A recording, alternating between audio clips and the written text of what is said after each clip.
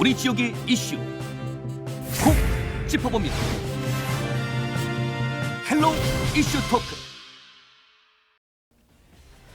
시청자 여러분 안녕하십니까? 우리 지역의 여러 이슈와 현안을 풀어보는 헬로 이슈 토크 시간입니다. 제21대 국회 개원을 앞두고 우리 지역 당선자들을 만나보고 있는데요. 오늘은 문화관광 중심 지역인 남원 임실 순창 지역에서 재선에 성공한 무소속 이용호 당선인 모시고 이야기 나눠보도록 하겠습니다.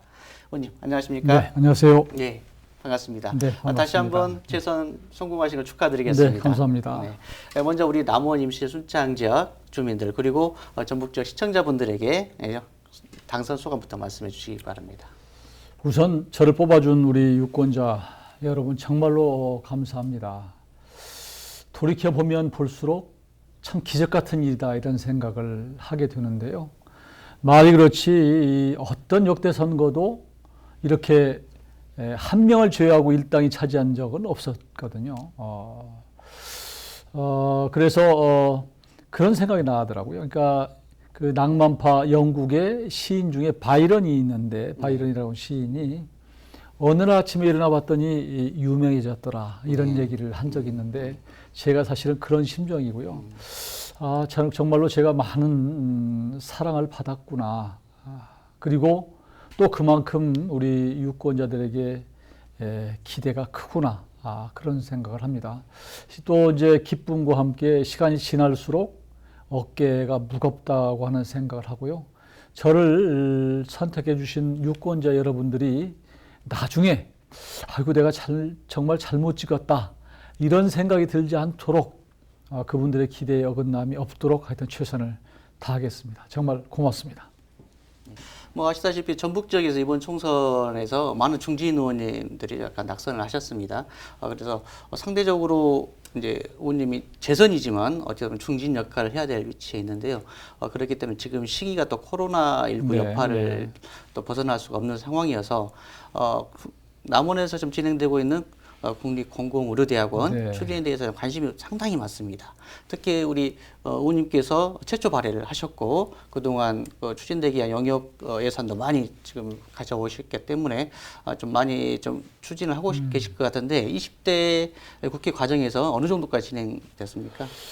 사실 20대 국회에서 이 공공의대법을 통과를 시키고자 마지막까지 사실 최선의 노력을 했습니다. 그러나 그제 밤에 11시에 제가 복지부 장관하고 최종 결론 내기를 21대에 가서 1호 법안으로 처리합시다 이렇게 됐습니다.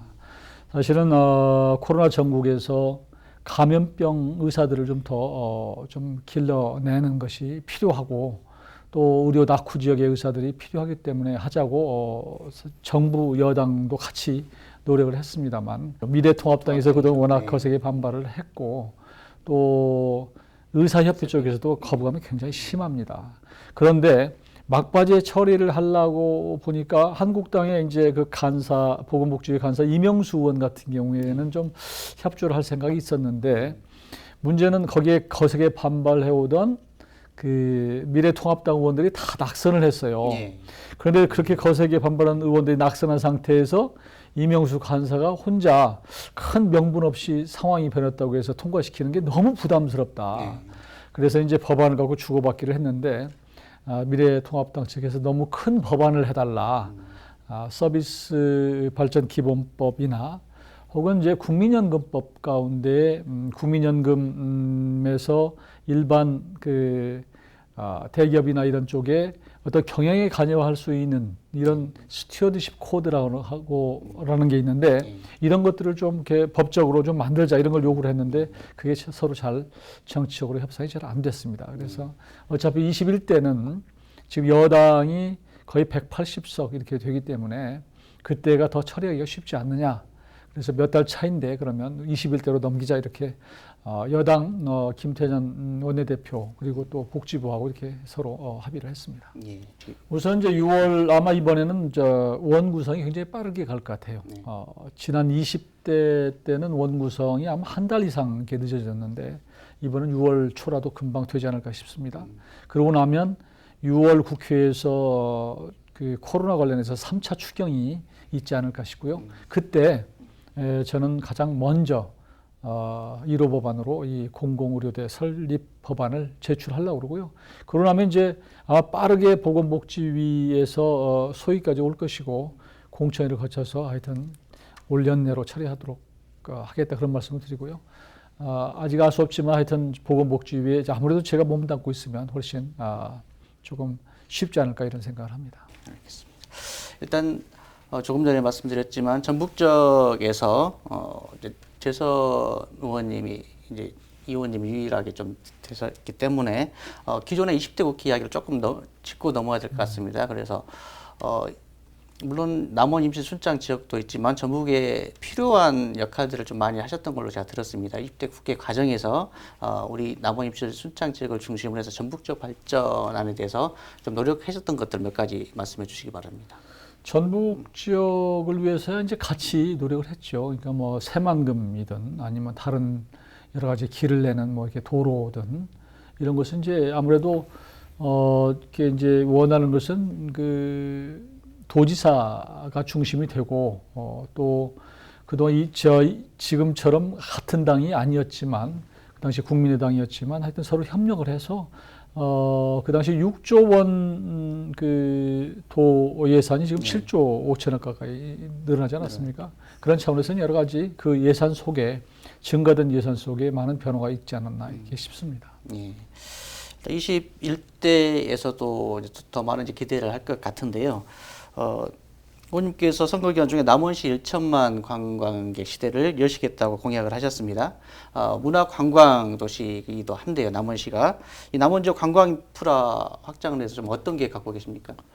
우선 제가 1천만 관광객 시대를 열겠다고 했을 때는 우선은 그 다양한 전통 문화, 유적, 역사 이런 것들을 좀 묶어내려고 합니다. 네. 그러려면 우선 국비를 좀 들여서 복원을 하는 문제가 큰데 제가 지금 하고자 하는 것은 교룡산성이라고 그러니까 뭐 이게 그 천도교의 인내천 사상 이런 것들이 거기서 지금 발원하고 그랬는데 여러 가지 역사가 있는 교룡산성을 국가 사적지화를 해야 되겠다. 그러려면 이제 그걸 지정을 받아야 되는데 이 부분이 저한테는 굉장히 큰 과제 중에 하나고요. 그 외에 이제 남원역 부지에 남원성이 있는데 남원성 부지도 역시 좀 복원을 해야 되겠고 또 가야 유적도 역시 복원을 하는 문제들 그 외에도 만인의총의 유적을 이제 종합 정비를 하는 문제들 이런 것들을 좀 해놓고 지금 그 남원은 여러 가지 이제 무슨 고전 문학도 있고 소리 문화도 있고 여러 가지 또 지리산의 천혜 자연 자원이 있는데 지금은 그냥 개별적으로 이렇게 지금 돼 있거든요. 이것을 좀 조금 더 평면적으로라도 좀 연결을 시키는 이런 작업이 필요하지 않을까. 그러면 지금 전주 같은 경우가 1년에 5,500만 명 정도가 이제 방문객이 있고 여수 같은 경우는 뭐 밤바다 하나 보러 그 1,500만 명 정도가 1년에 오는데요. 그 사이가 있기 때문에 남원의 위치가 그래서 이게 전주와 여수 사이에 전라선 KTX 무슨 그 투어 패키지를 만들거나 해서 적어도 수백만 명은 남원을 좀 거쳐갈 수 있도록 해야 되겠다. 그런 차원에서 제가 지금 1천만 관광객 시대를 얘기를 했고요. 그리고 제가 좀 더 역점을 두고자 하는 것은 그 남원의 국악의 성지이고 소리문화의 중심인데 거기에 국악을 좀 가까이 이렇게 접할 수 있는 국악 상설 공연장을 광활루 근처에다가 좀 하나 만들었으면 좋겠다. 그래서 남원을 방문한 분들이 역사 문화도 좀 보고 그리고 광활루도 보고 또 체험할 수 있는 그런 상설 공연장을 좀 만들려고 합니다. 예. 조금 전에 국회 의정활동 기간 21대 국회 기간 동안에 남원 발전을 위해서 이제 또 다른 4년에 또 다른 발전을 이루겠다고 좀 말씀하셨습니다. 그래서 조금 전 말씀하셨던 공공의료대학원도 있고 방금 말씀하신 역사문화관광지와 산업도 있는데 그 외의 부분에서 좀 계획하고 계신 것 몇 가지 말씀해 주시겠어요? 그 외에 지금 이제 남원시가 역점적으로 추진하고 있는 이제 지리산 친환경 전기 열차 이것도 굉장히 큰 프로젝트인데요. 사실 시간도 많이 걸리고 넘어야 할 산도 많은데 하여튼 이 부분 적극적으로 뒷받침하려고 합니다.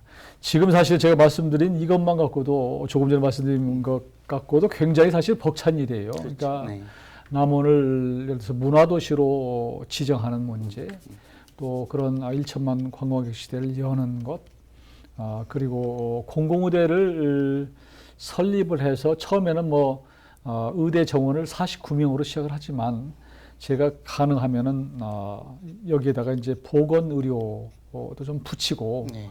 또 경찰 의료, 또 소방 의료, 군 의료 이런 것들을 붙여서 인원을 좀 늘리고 또 우리 지역에 어떤 공공의료 연구 시설도 좀 유치를 하고 이렇게 해서 남원이 이 의료 거점타운으로 좀 할 수 있도록 하는 것들 이런 생각들을 하고 있는데요.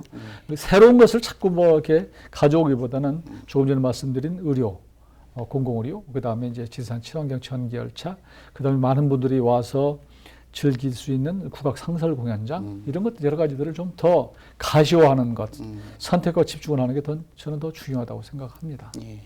남원 지역에서는 굵직한 사업들이 진행이 되고 있고 이 같은 기대치가 또 임실적 같은 경우에서는 옥정호 그리고 치즈 산업을 말씀을 하셨는데 구체적으로 기존에 있던 사람들 어떻게 육성하실 계획이신가요?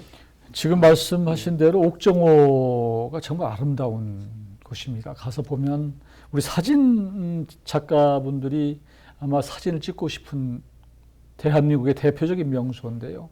여기를 그 호수 주변을 쭉 이렇게 순환할 수 있는 도로, 수변도로를 만들어 놓으면 많은 관광객들이 올 거라고 생각해요. 그리고 여기를 좀 친환경적으로, 그러니까 이제 지금 임실군에서 원하는 섬진강 에코파크나 또 수상 레포츠타운 조성하는 거, 이걸 국비를 좀 더 보조를 지원을 해서 좀 제대로 이런 아름다운 그 옥정호를 구경하고 또 여기서 즐길 수 있는 거리를 만들어주고 또 거기서 또 숙박을 할 수 있어서 어떤 힐링을 할 수 있으면 저는 전국적으로 정말로 많은 사람들이 찾으리라고 봅니다. 그리고 이제 이것은 이제 이렇게 그 휴식하고 또 보고 즐기는 것인데 또 하나 요즘에 대세 트렌드가 먹방이에요, 먹방. 네. 먹는 거. 네. 근데 치즈라고 하는 게 요즘에 젊은 아이들, 청년들 이런 분들이 굉장히 좋아하기 때문에 이런 치즈 브랜드를 좀 키우고 또 실제로 치즈를 통해서 경제 유발 효과도 만들고 치즈 테마파크가 1년에 치즈 테마 축제를 하게 되면 40만 이상이 방문을 합니다. 그래서 이것을 좀 거기에 머무를 수 있는 좀 그 숙박 시설을 좀 만들고 또 아이들이 좋아하기 때문에 거기에 키즈랜드를 좀 만들어서 옥정호와 또 치즈 테마파크를 연결을 시키고 또 먹는 것과 좀 접목을 시키면 저는 임실은 아마 전국적으로 상당히 주목을 받는 관광의 명소가 되지 않을까 싶습니다. 네. 좀 한두 가지 더 추가시키고 싶은 것은 또 이제 오수 가면 거기에 오수캐가 굉장히 유명하기 때문에 여기를 반려동물의 수도로 만들어야 되겠다. 요즘에는 이 반려동물을 거의 가족 이상으로들 다 끔찍이 생각하기 때문에 어떤 분을 제가 개인적으로 만났는데 심지어 이 강아지가 아프니까 그 강아지를 위해서 기도도 해요. 그리고 실제로 돈을 한 달에 100만 원 이렇게 들여서 이렇게 간호도 하고 이러기 때문에 실제로 우리 젊은 세대한테는 여기를 반려동물의 수도로 만들어서 여러 가지 시설을 만들고 호텔도 반려동물 호텔도 만들고 막 하다 보면 저는 많은 분들이 여기도 찾아오려고 봅니다. 네. 또 요즘에는 이렇게 추모 시설도 반려견 추모 시설도 이렇게 많이 거기도 지금 추진 중에 있습니다. 네. 지금 오수 고등학교에 반려 학과를 하나 지금 개설키로 했고요. 또 거기를 또 그런 학과를 만들게 되면 또 전국적으로 또 그걸 전공하고 싶어서 오는 학생들이 있을 거 아니에요? 근데 오수고등학교에 그러려면 또 기숙사가 필요하다. 그래서 지금 기숙사를 같이 추진하자 이렇게 공약을 해놓고 있는 상황입니다. 네. 임실도 보면 상대적으로 굵직한 사업이 많습니다. 그렇습니다. 그래서 이게 어떻게 하느냐에 따라 달린 것 같은데 순창 지역들 보면 또 우리 한국 대표 휴양 그리고 힐링 관광 도시를 만들겠다고 공약을 하셨습니다. 이 장류 수도 순창을 만들겠다고 말씀하신 것 같은데 좀 어떤 내용인가요? 아무래도 순창은 이제 장수의 도시, 또 발효식품의 메카 이렇게들 다 생각하고 있기 때문에 또 그런 브랜드와 그다음에 강천산이 정말 아름답고 요즘에 많이 뜨고 있는 곳 중에 하나거든요. 그래서 거기를 접목을 시켜서 뭔가를 좀 그 외부의 관광객들을 좀 많이 끌어들이자 이런 쪽으로 지금 서 있는 상태고 지금 이제 강천산 단풍을 보러 오는 많은 분들, 이런 분들 때문에 가을 되면 굉장히 강천산이 붐벼요. 네. 그래서 그 앞에 이제 도로가 좁아가지고 많은 민원들이 발생하는데 여기 길을 좀 4차선으로 넓히는 것들, 이런 것들을 좀 제가 차질 없이 해야 되겠다 그런 생각을 합니다. 네. 일단 순창 지역 전체적인 말씀을 해주셨는데 순창 지역에서 그래도 기존에 진행을 20대 국회에서 하셨던 것들이 좀 있을 것 같아요. 그 부분을 좀 말씀해 주시고 21대에서 연계해서 진행할 부분들을 좀 함께 말씀해 주시겠어요? 저는 순창에 그래도 제가 20대 때 한 것은 이 수십 년 묵은 밤제 터널, 네. 이거 사실 뚫은 게 저한테는 뭐 평생 저한테는 오래 기억에 남을 일이라고 생각합니다. 처음에 이게 이제 위험도로고 겨울 되면 이제 그 눈이 쌓여서 네. 같은 군인데도 불구하고 통행이 안 되는 이런 지경이었는데 그동안 많은 의원들이 못한 것을 지난 4년 동안에 그래도 시작을 하게 돼서 이게 큰 보람이고요. 또 그 전에 설계가 잘못돼서 굉장히 위험 교차로로 될 만한 곳이 금과의 방축 교차로라고 있습니다. 근데 방축 교차로가 평면 교차로로 돼 있는데 이미 한 번 이게 정부에서 이건 평면 교차로로 할 수밖에 없다고 해서 한번 이 반려된 것을 다시 살려서 입체 교차로로 만들어서 안전하게 할 수 있는 다닐 수 있게 한 이런 것들은 저한테 오래 기억에 남고, 그리고 제가 이제 임실 순창 남원 다 어디도 마찬가지입니다만 저는 이제 국가 예산과 또 법을 만드는 입장에서 자치단체장이 자치단체가 원하는 예산은 저희 거의 뭐 저는 드렸습니다. 예. 그런 차원에서는 뭐 저는 지금도 자부심을 갖고 있고요. 앞으로도 제가 이걸 합시다라고 해서 구체적인 사업을 제안할 수도 있지만 그렇지 않더라도 우리 자치단체에서 원하는 것들은 적극적으로 뒷받침을 하겠다 이렇게 말씀을 드립니다. 예. 아무래도 국토교통위 쪽에서 활동을 하시다 보니까 조금 전에 말씀하신 것처럼 밤제터널 같은 위험도로나 민원이 많았던 이제 수건 사업들을 주로 해결을 많이 하셨고요. 그러면은 그리고 이 이후에 순창 지역이나 이 지역뿐만이 아니고 임실, 순창, 남원 지역을 통탈하는 사통 8달 교통망을 만들겠다고 하셨는데요. 그러면 이걸 어떤 식으로 만들겠다는 말씀이신가요? 많죠. 그동안에 사실 동부산업권 지역은 생각보다 접근성이 좀 떨어졌어요. 그렇죠. 그러니까 그만큼 길의 불편함이 좀 있었다. 그런데 지금 잘 아시는 것 같이 전라북도가 새만금 중심으로 지금 아무래도 투자가 되고 커지고 있는 상황이고, 그러다 보니까 대부분 군산, 익산, 전주 쪽으로만 이게 정읍 쪽으로만 이게 주로 투자가 되는 상황인데, 거기가 더 발전하게 되고 많은 분들이 예를 들어서 이제 새만금을 찾게 되면 결국은 또 휴식을 취할 수 있는 지리산 쪽의 접근성을 높여야 되기 때문에 그렇죠.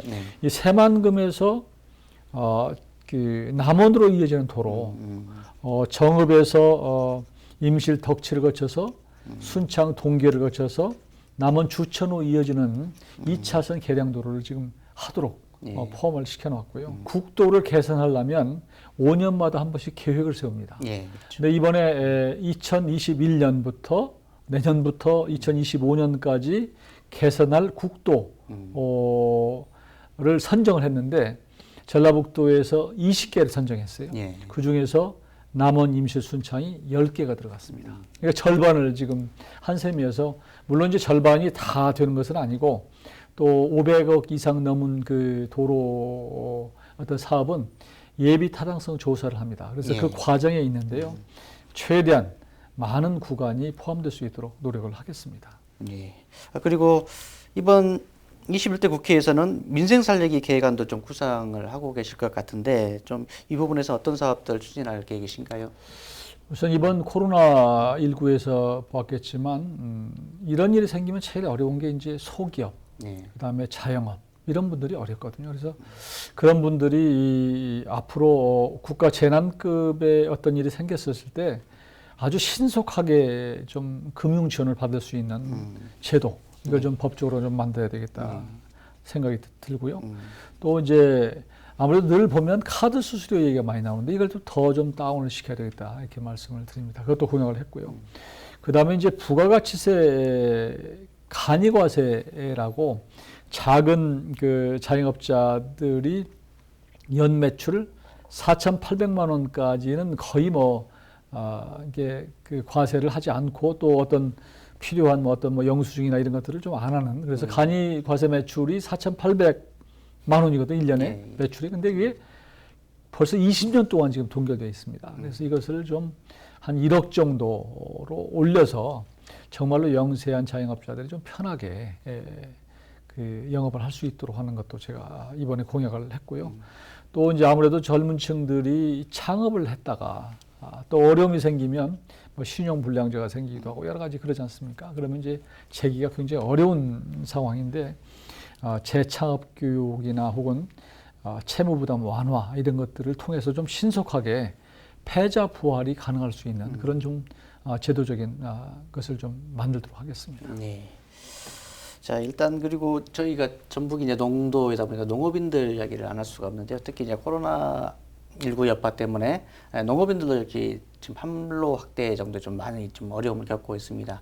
농업인들의 소득을 높일 수 있는 방안 좀 갖고 있으면 몇 가지 이야기해 주시기 바랍니다. 우선은 농민들의 수당, 지금 지자체별로 월에 한 5만 원씩 주어서 1년에 한 60만 원 정도를 주는 곳이 많이 있는데 이것을 지자체에서 선심성으로 하기보다는 이걸 좀 국가 차원에서 차라리 제도적으로 만들고 또 좀 그 수당을 좀 더 현실화하는 게 필요하지 않을까라고 해서 제가 공약을 했고요. 농민 수당 현실화. 그리고 또 한 가지는 이번에도 보니까 지금 지난 겨울이 포근했다가 봄에 갑자기 또 바람 불고 추워서 냉해를 많이 입었어요. 그래서 자연재해가 생겼을 때의 그 보상의 문제인데 이걸 좀 보상이 현실화될 수 있도록 하는 거. 그러니까 지금 광범위하게 피해가 생기면 이 보험을 들더라도 보상률을 낮춰버려요. 이런 좀 잘못된 것들이 있는데 이 보상률을 높이고 또 제대로 우리 이런 자연재해가 생겨도 피해 농가들이 좀 적을 수 있도록 하는 것이 좀 필요하다는 말씀을 드리고, 다만 한 가지는 농가들이 이게 보험 드는 것을 조금 꺼려해요, 사실은. 물론 정부에서 좀 지원도 하고 지자체에서 지원을 하는데도 불구하고 자기 부담을 꺼려해서 설마 이런 일이 생길까 하고 나중에 이제 자꾸 문제를 제기하는데 좀 우리 농가들도 보험을 드는 것을 당연시 할 필요가 있다, 이런 말씀을 드리고요. 그리고 하여튼 농산물의 수확이 또 때로는 이런 저런 일 이유로 줄고 때로는 가격이 또 폭락하기도 하고 이래서 이제 농가 수입이 일정치 않은데 농가의 이 수입이 어느 정도 늘 좀 유지될 수 있는 제도를 좀 만들어내도록 하는데 좀 4년 동안 신경 쓰겠습니다. 일단 청년 일자리 부분하고 이 중소기업 육성책 좀 간단하게 이 부분을 좀 언급해 주실까요? 예, 하여튼 우선 청년 일자리가 지금 제일 사실 심각합니다. 더구나 지금 그렇지 않아도 일자리가 지금 올해 보니까 최근에 100만 개 이상이 줄었다, 실업자가 생겼다 이런 얘기도 나오고는 있는데요. 그렇지 않아도 이제 일자리가 4차 산업혁명 때문에 좋은 일자리가 많이 없어지는 추세에 있고, 그런데다 이 코로나까지 생기니까 이제 학생들이 아마 지난해에 졸업한 학생들이 취업하는 것과 올해 아마 지금 또 나올 사람들이 겹쳐서 굉장히 어려운 상황이 오지 않을까 싶은데요. 지금 공공기관의 청년 고용 의무 비율이 지금 3%입니다. 3%인데 이것을 5% 정도로 좀 높이도록 확대하도록 하겠다는 말씀을 드리고요. 그리고 청년을 고용할 때 청년 추가 고용 장려금이라고 하는 제도가 있는데 이걸 좀 확대를 확대를 또 하고 또 그리고 지원금도 좀 상향하도록 하는 이런 것도 노력을 하겠다, 이런 말씀을 드립니다. 그리고 또 아무래도 대기업체들은 이제 납품 업체들을 이제 납품 그 제품을 좀 단가도 후려치고 이런 것들이 그동안에 많이 있어서 어려움이 있는데요. 이것을 납품 단가를 실제로 어느 정도 보장받을 수 있도록 이 어떤 마지막 제품과의 연동제, 가격 연동제를 좀 도입을 해서 우리 납품업체들이 텀없이 대기업에게 부당한 대우를 받거나 이러지 않도록 하는 것들을 한번 법적으로 제도화하도록 노력하겠습니다. 네. 좀 마무리 좀 진행해야 될 시간인 것 같은데요. 일단 그 사회적 약자들을 위한 복지 시스템, 그리고 미래 세대들의 환경보호 계획 이 부분에 대해서 언급을 조금 하셨었는데, 좀 구체적으로 어떤 내용인가요? 사회적 약자 복지 강화는 언제든지 뭐 해야 되죠. 뭐 장애인이든 그다음에 또 법적으로 우리 그 복지제도의 사각지대 외부에 있는 분들이 또 많이 있는데 이런 분들을 위해서는 좀 더 세심한 제도적 보완이 필요하다고 보고 제가 이번에 복지위에 가면 이 부분을 찾아서 좀 보완하도록 하겠다는 말씀을 드리고요. 지금 그중에 하나가 제가 20대 때 제안을 했다가 안 된 것이 있는데 손자, 손녀를 돌보는 그 조부모에게 좀 수당을 주는 사실 우리가 이제 어떤 아이들을 어떤 그 유아원이나 이런 데 맡겨도 때로는 안심 못하는 경우가 있어서 그냥 그 부모한테 맡기는 경우가 많거든요. 네. 할아버지, 할머니에게. 그래서 그분들한테 맡기면 정말로 믿을 수 있고 또 그분들도 용돈을 받을 수 있는 손자, 손녀 돌봄 이 시스템을 다시 한번 도입할 수 있도록 한번 노력을 할 것이고요. 그리고 이제 환경 문제는 지금 그렇지 않아도 지구 온난화 문제, 지속 가능한 환경 이런 것들이 늘 화두가 되고 있는데 앞으로 저는 관심 있는 것이 이 미세 플라스틱이 굉장히 이게 문제가 됩니다. 앞으로 많은 뉴스에서도 보셨겠지만 뭐 쓰레기를 뭐 이렇게 수출했다가 다시 되돌려오는 경우도 있었고 또 어패류의 그 몸속에서 플라스틱이 나오고 이런 것들이 있는데 그냥 이제 뭐 당연시 여길 정도가 됐습니다만 이게 바로 우리한테 직접적으로 영향을 줄 수밖에 없기 때문에 앞으로 미세 플라스틱 억제 기간을 5년 단위로 어떤 국가 계획을 수립토록 하는 것들. 그 다음에 미세 플라스틱이나 그 외에 뭐 여러 가지 저탄소 어떤 제품에 대해서는 인센티브를 주는 것들 이런 것들에 대해서 좀 법적으로 좀 만들어 보겠습니다. 네. 지난 선거 과정에서 이제 당선 후 지역민들이 원하는 당으로 들어가시겠다는 말씀하셨는데 아무래도 지역에서는 뭐 집권 여당인 더불어민주당을 네. 주로 말씀하시는 것 같고 시기점 언제쯤으로 좀 생각을 하고 계신가요? 저는 뭐 늦지도 빠르지도 않게 들어가려고 합니다. 사실은 지금 민주당의 지도부가 지난 총선에서 이제 한 달 정도 지나지 않았습니까? 총선에서 절대로 무소속은 안 받겠다 이렇게 여러 차례 대모질을 해놓은 상태여서 금방 말을 바꿔서 금방 또 좋다고 이렇게 하기가 좀 아마 좀 부담이 될 거예요. 그렇죠. 그렇지만 이제 굳이 또 제가 우리 주민들에게 그렇게 약속을 했고 또 그런 약속을 한 상태에서 제가 재신임이 됐기 때문에 그런 우리 유권자들의 어떤 결정을 아마 당도 존중을 하리라고 생각합니다. 앞으로 이제 8, 9월 정도 가면 당도 이제 전당대회를 통해서 지도 체제가 좀 바뀔 때가 오고 또 그 어떤 당도 지금 뭐 이렇게 다시 합친에 만회하는 이런 상황이 있기 때문에 저는 충분히 자연스럽게 그때쯤 가면 늦지 않게 그 복당을 하는 계기가 주어질 것이라고 생각을 합니다. 네. 이제 마지막으로 남원 임실 순창 지역 주민들 그리고 전북 지역 시청자분들에게 당부 말씀 부탁드리겠습니다. 예, 다시 한번 하여튼 저를 선택해 준 우리 유권자 여러분께 진심으로 감사의 말씀을 드리고요. 조금 전에 여러 가지 공약들을 제가 설명도 드리고 했습니다만 그 공약들 제가 100% 하겠다는 말씀을 못 드리지만 정말 그것을 이루기 위해서 땀과 노력을 다하겠다라는 말씀을 드립니다.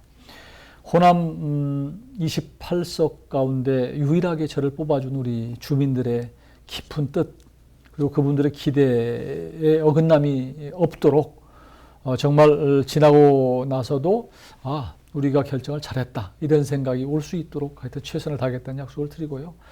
다만 이제 이런 것들이 금방 이루어지는 건 아니거든요. 근데 이제 이런 공약들이 뭐 금방 될 것처럼 또 기대하는 분들도 계신데 조금 더 저를 좀 믿고 좀 기다려 주십사 하는 말씀을 드립니다. 아마 4년 후에 우리 지역에 또 변화가 저는 있으리라고 봅니다. 그때까지 좀 저를 좀 또 믿어주시고요. 저도 최선을 다하겠다는 말씀을 드립니다. 오늘 말씀 함께 해주셔서 고맙습니다. 네, 고맙습니다. 지금까지 이용호 당선인과 함께 했습니다. 시청해주신 여러분 고맙습니다. 우리 지역의 이슈 콕 짚어봅니다. 헬로 이슈 토크.